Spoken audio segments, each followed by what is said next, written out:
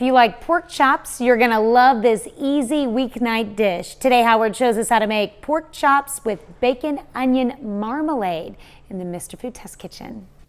You know, there were two utensils in the kitchen when I was a kid that I'll never forget.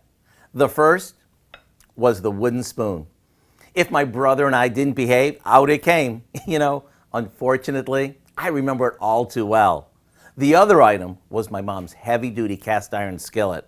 She would cook just about everything in it, including these pork chops. She would start by sauteing a large onion that she cut really thin in some butter. Once that was tender, she added some balsamic vinegar, brown sugar, and a bit of salt. After it thickened up, she stirred in some crumbled bacon.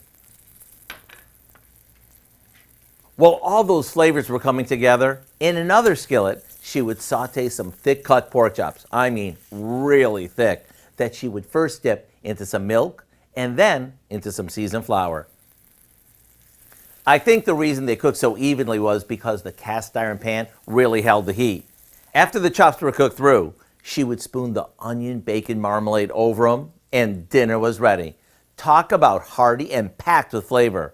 To get this easy favorite, simply check out our website and search for pork chops with bacon onion marmalade. I'm Howard in the Mr. Food Test Kitchen, where today we found an easy weeknight kind of way for you to say, ooh, it's so good. That looks tasty. You can find this recipe along with a lot more good food from the Mr. Food Test Kitchen online. Just go to our website at KOAMnewsnow.com.